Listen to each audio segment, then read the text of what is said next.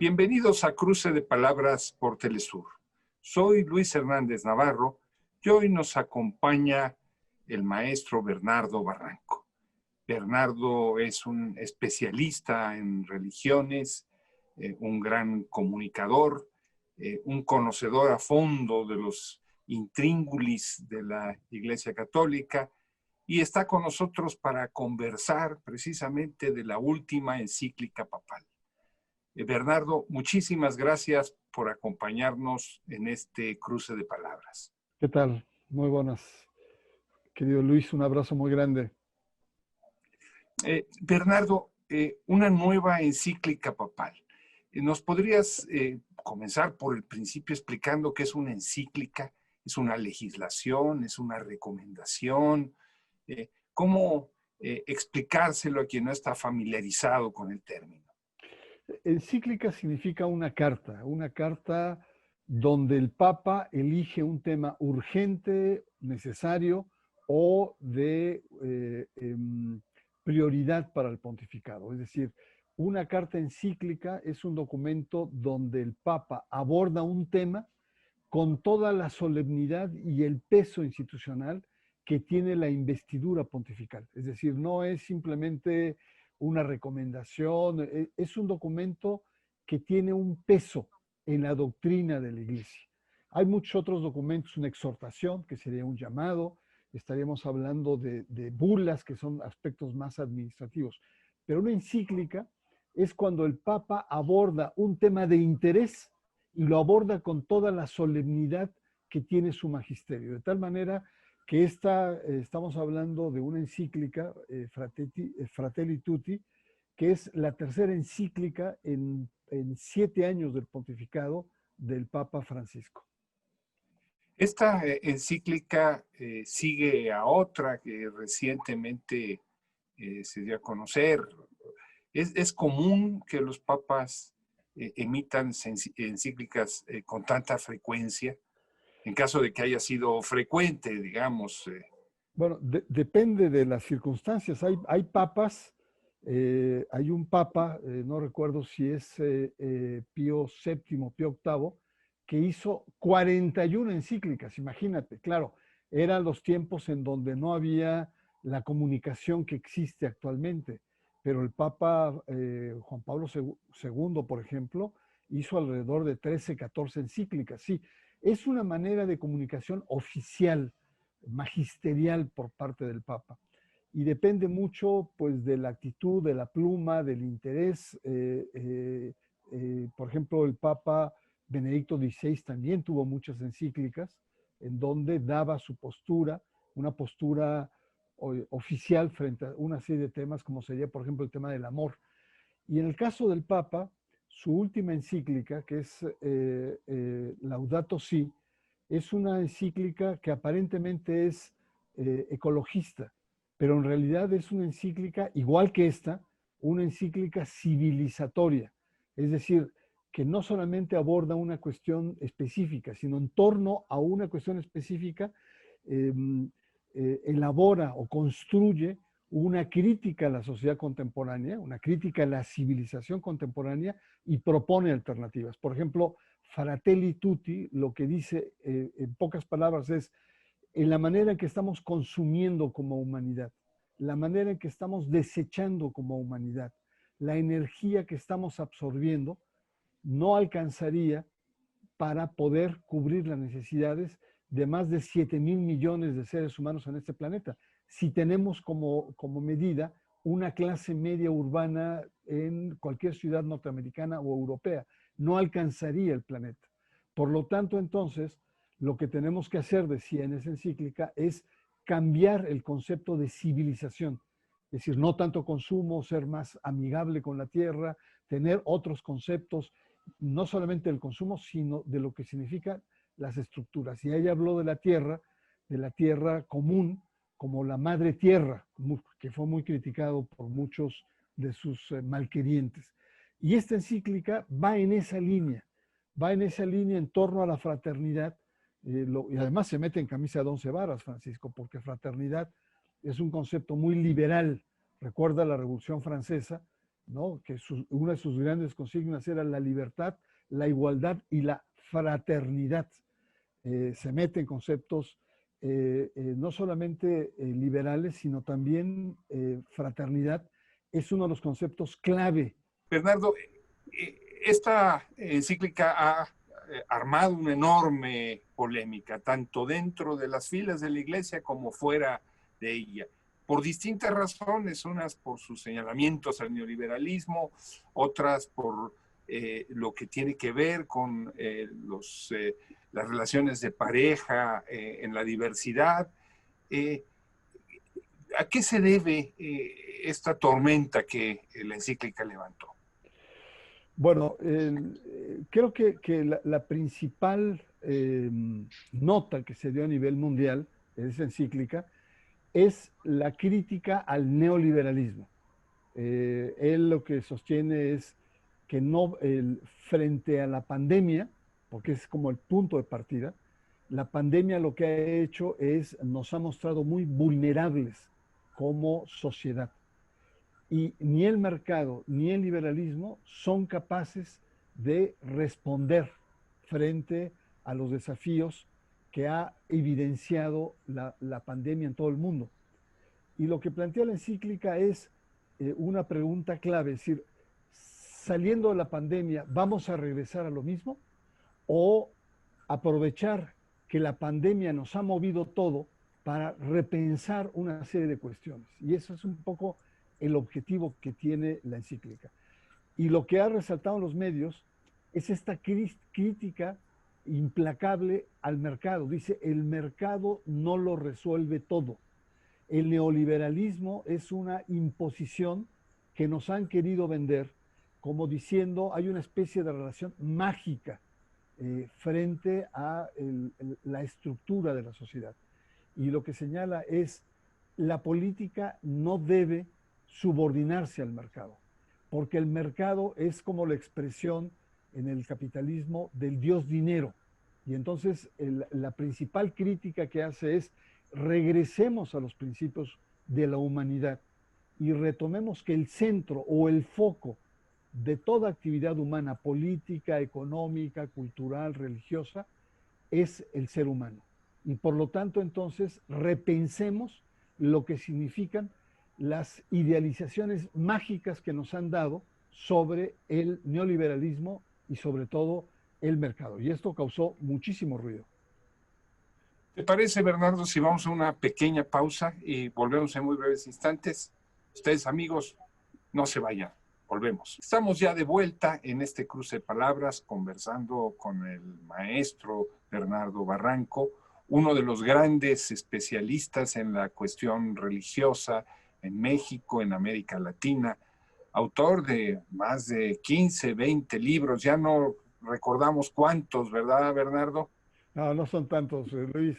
Ojalá, ojalá. Muchísimos, una obra completísima que también abarca aspectos electorales, del conocimiento de la Ciudad de México, de personajes claves como Norberto Rivera en el caso mexicano. Bernardo, antes de irnos a la pausa, yo involucraba en mi pregunta anterior tanto la crítica del Papa hacia el neoliberalismo, como algo que dijo después, ¿no? En el marco de la encíclica, como tú has señalado, que tiene que ver con los matrimonios del mismo sexo. Esto provocó inmediatamente una nueva tolvareda, acusaciones, señalamientos. ¿Qué fue exactamente lo que su santidad dijo y por qué genera estas pasiones tan encontradas pues en pleno siglo XXI?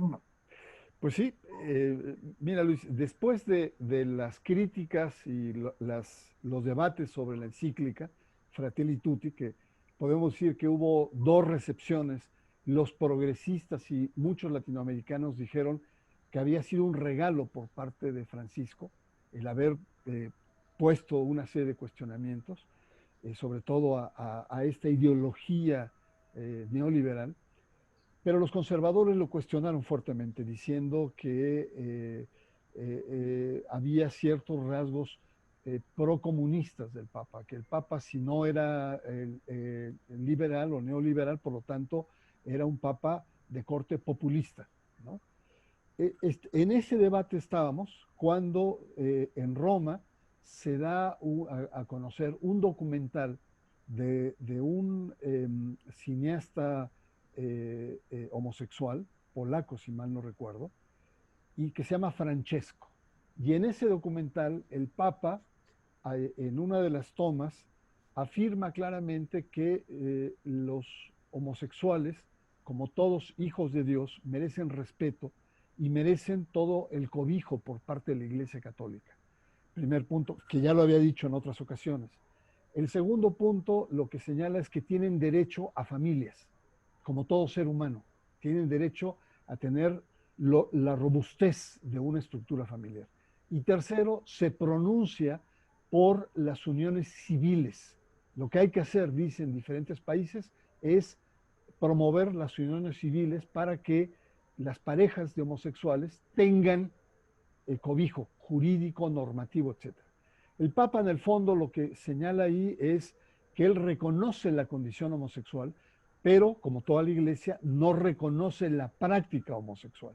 Bueno, esto causó revuelo en todo el mundo. Yo te podría decir, Luis, que causó más revuelo que la propia encíclica Fratelli Tutti, ¿no? Los medios de comunicación, del New York Times, las grandes cadenas en Australia, en toda Europa, en Estados Unidos, levantaron el tema. ¿Por qué?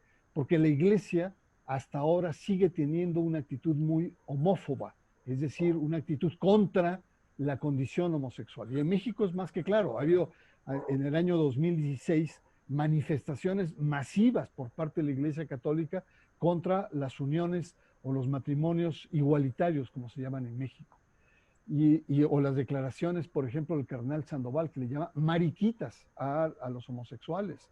Y en fin, hay un conjunto de actitudes que la Iglesia Católica y muchas otras iglesias han tenido frente al tema homosexual. De tal manera que las declaraciones del Papa lo que plantean no es una novedad, digamos, a la cultura secular. Es un sacudimiento a la cultura religiosa que hasta ahora ha sido muy hipócrita frente al tema de la homosexualidad, porque por un lado rechazan la condición homosexual, sin embargo al interior de la iglesia hay muchos estudios, hay una gran cantidad de homosexuales entre los miembros del clero. Entonces, creo que en ese sentido fue realmente declaraciones que han sido sacudidoras en la vida de la iglesia. Bernardo, y regresando a la encíclica y su señalamiento del neoliberalismo, se ha acusado al Papa de simpatizar nuevamente, acaso con la teología de la liberación o con el mundo del socialismo, etcétera, etcétera, a partir de esa crítica, o simple y sencillamente, pues el neoliberalismo ya no goza de cabal salud en el mundo. Sí, mira, acá hay un gran desconocimiento, mi querido Luis, porque el Papa ni es capitalista, ni es prosocialista o procomunista. El Papa es católico. Me explico rápidamente. Es decir, el pensamiento social o la doctrina de la Iglesia es medieval, o sea, surge con una concepción premoderna. Santo Tomás hablaba del bien universal de los bienes. Incluso decía, cuando hubiera crisis, los bienes se repartían entre todos para salvar la comunidad. Son concepciones medievales. Cuando entra la modernidad con su versión liberal y la modernidad también con su versión socialista y comunista, desacomodan a la iglesia y la iglesia se ve obligada a construir un corpus propio que evidentemente no es ni capitalista ni es socialista, es católica. Y muchos conceptos que condenó, por ejemplo, democracia, los recepciona, o derechos humanos, etcétera, y los convierte a su doctrina. Por ejemplo, hablamos de democracia, que es liberal, y ella hace una democracia cristiana. La misma acusación se la podríamos hacer a Juan Pablo II, Luis. Juan Pablo II fue un activo militante contra el socialismo real. ¿no? Luchó por la caída de los regímenes comunistas detrás de la cortina de hierro y a la caída del muro de Berlín. Todo el mundo lo reconoció. Sin embargo, una vez que cae, en su encíclica Centésimos Annus dice, bueno, ya no existe el socialismo. Pero eso no significa que la Iglesia tenga una actitud de benevolencia frente al capitalismo. Queremos un capitalismo con un rostro humano, así lo decía. Y entonces el mismo Papa, que fue muy militante contra el comunismo, después resulta que sigue siendo muy crítico frente sobre todo a la cultura hedonista e individualista del capitalismo.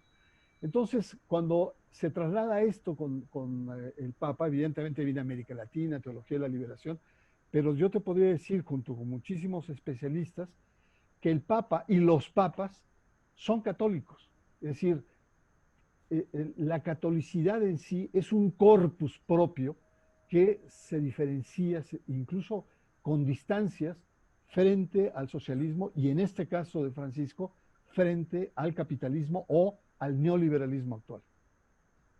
¿Tú ves con esta encíclica al Papa posicionándose en el tablero de la geopolítica mundial en un momento de crisis como el que estamos viendo, de unas elecciones estadounidenses donde Trump va de salida, pero no quiere ir de salida, de conflictos con China?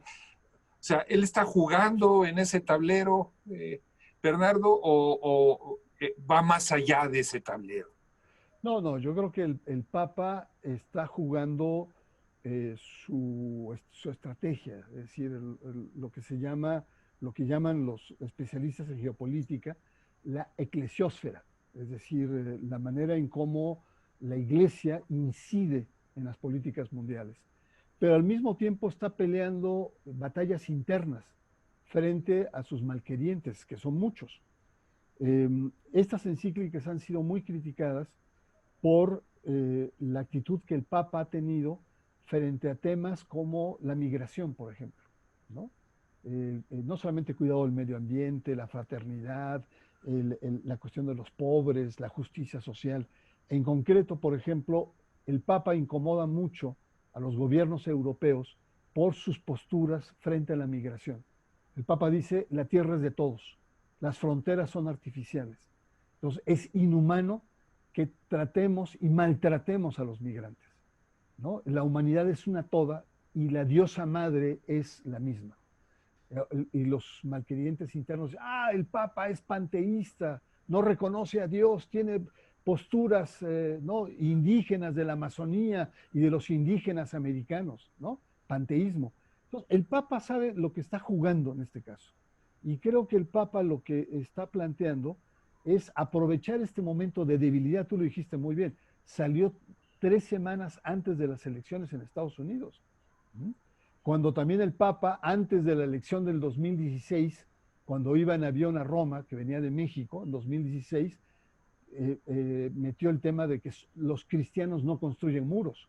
Y ahora esta encíclica era sobre todo para matizar la postura de los cristianismos racistas fuertes, los evangélicos blancos y católicos que hay en Estados Unidos. Es decir, fue una patada durísima que dio el Papa a las posturas ideológicas de ese cristianismo supremacista que existe en Estados Unidos.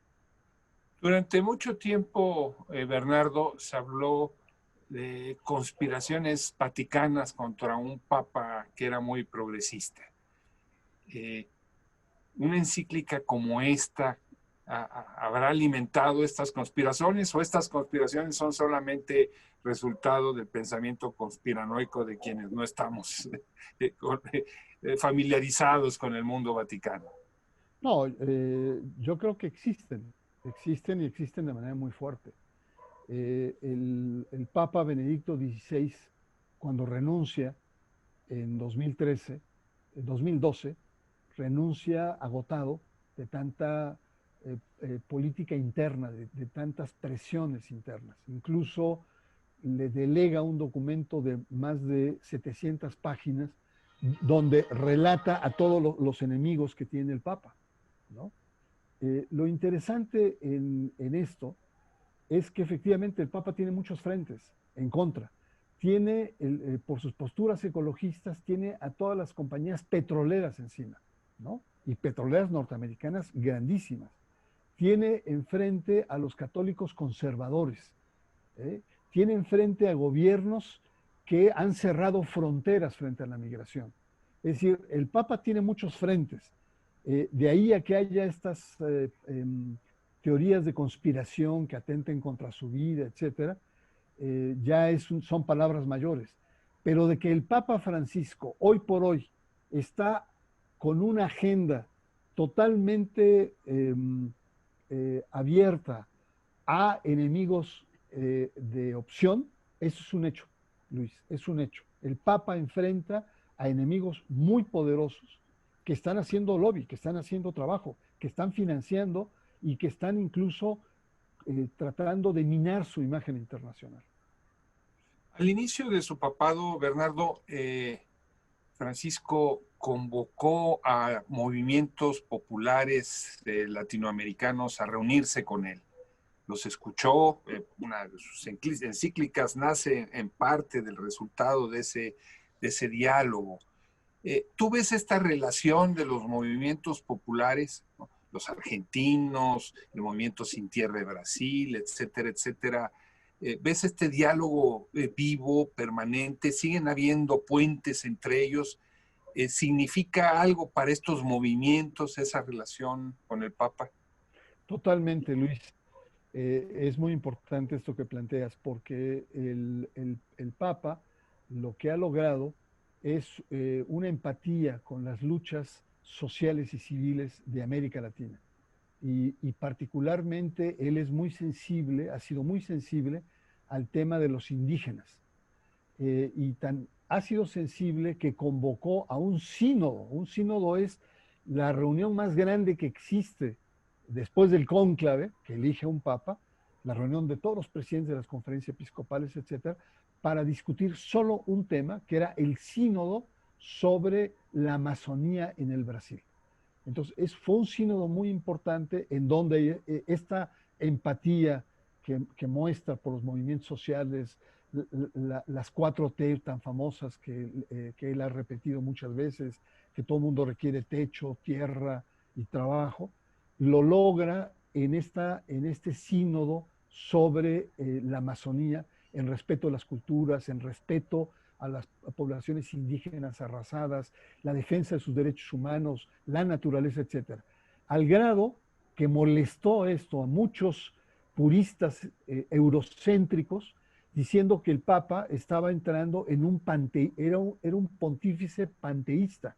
E incluso algunos fanáticos tomaron la Pachamá, que es una diosa sudamericana, ¿no? En el mundo incaico, y la quemaron y la echaron al Tíber, ¿no? Al río lo echaron. O sea, lo que te quiero decir es que estas manifestaciones contra Francisco por parte de un pequeños sectores conservadores sí son fuertes y son duras, felizmente abiertas ahora con los medios de comunicación, que no se traducen en lo que uno tendría temor de un atentado. Más bien, estos grupos se están lavando las manos para que pase el tiempo y entre un nuevo papa. Finalmente, una última pregunta, porque ya la guillotina del tiempo nos cayó encima, Bernardo. Muchos de los políticos del mundo empresarial latinoamericano se asume como católico militante, ¿no? Por generaciones además. Este tipo de llamados del Papa, ¿no? A reconsiderar el mundo del neoliberalismo, a reconsiderar la riqueza, a reconsiderar pues las relaciones hacia la naturaleza, tendrán impacto en esa élite político-económica latinoamericana o, perdón por la expresión, son como llamados a misa. Pues bueno, ahora que nos vamos, te agradezco mucho el haberme invitado, Luis. Para mí siempre es un honor estar en tu espacio y muchas gracias. Mira, hay posturas encontradas. Hay empresarios católicos, sobre todo los medianos empresarios, que sí se toman en cuenta o sí son sensibles a los llamados del Papa, sobre todo porque hay una corriente fuerte al interior del sector empresarial, que es esta dimensión social de la producción, es decir, retomando incluso hasta viejos conceptos del cooperativismo. Me acuerdo mucho de don Arturo Lona con UCIDI, ¿no? Estas cooperativas son empresas sociales. Hay mucho de esto que se está dando en América Latina, empresas con un rostro social, empresas con una responsabilidad en el mercado, empresas con un sentido de protección a la naturaleza.